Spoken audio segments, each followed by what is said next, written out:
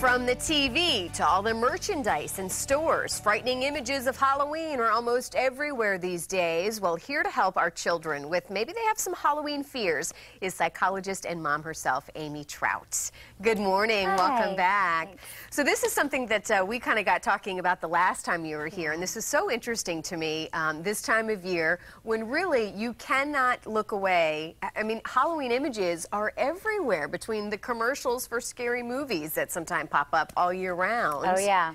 So when it comes to our kids, what are some things that we need to remember, you know, and really consider when at such a young, delicate age, these images can have lasting effects, I think, for some of them, or I don't know, I'm assuming they can. Yeah, you know, I think one of the things that I would love to really kind of send a message out there is it's okay to protect our kids. You know, it's kind of our job to protect our kids, and so their innocence from certain, you know, we can't protect them forever. I know, you know, life is gonna show them reality soon enough, but if there's any way that we can cushion that, I find it highly nurturing when parents work very hard to protect their kids from harsh images, harsh news stories, harsh pretend things that could possibly lead them into fear. Fear is something we definitely don't want to breed in our children, and so to me it's really not worth the risk of exposing them to something that may cause a fear or an unhealthy fear to rise up in them simply because we're trying to help them learn to be strong.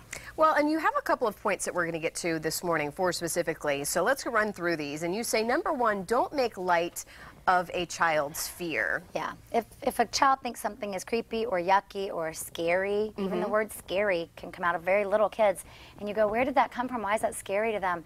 If it is, it's okay. And just asking them, what makes that scary? What looks scary about that? My son had never, I don't know that he had ever been exposed to a scary skeleton before, but he saw a skeleton somewhere when he was about 2, and he said it was very scary.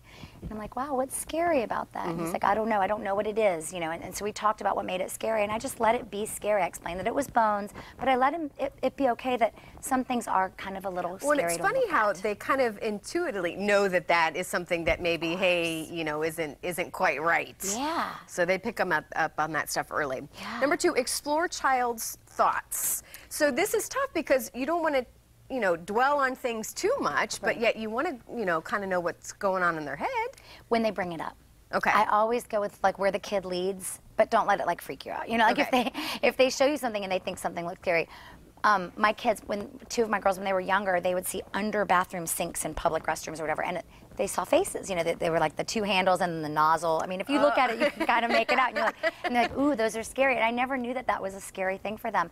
And instead of saying, oh, that's so silly, I was like, what is it? And they're like, see the eyes, and they explained it to me, and I'm like, oh, how interesting. So what does it look like? Have you seen anything else that looks like that? You know, trying to understand what it is that they're connecting that to, why that's particularly scary versus some other, you know, scene in their mind.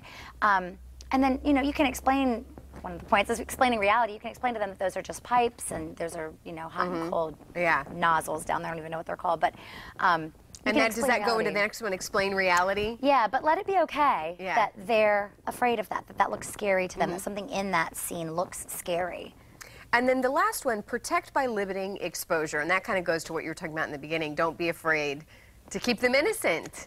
Yeah, you know, I think a lot of parents, and I can't say that I've never felt this way, but you know, we want to prepare our kids, buffer them up for the real world, you know, and so there are a lot of things, you know, you're kind of like, well, you know, you got to learn about that, and that's really not scary, but that's really not the approach I don't think we really want to take with our kids. When we're very thoughtful and we take a moment to reflect, like, it's okay to explain to kids that something is what it doesn't appear to be or whatever, but if it doesn't appease them or doesn't make them feel more comfortable, why in the world would we prematurely try to like push them over a developmental hump?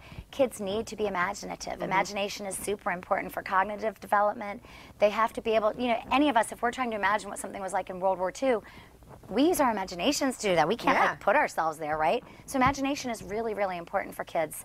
So trying to help them quickly distinguish between real and pretend might be too big of a leap for kids. We have to be very sensitive to where they are developmentally. Well, as we're out of time, what's the take home? What do you want to remind parents as, you know, again, not just for Halloween, but I think, you know, all year long with trying to maybe deal with scary movies or scary stories? I don't think, you know, people, I think, get criticized sometimes for overprotecting their kids.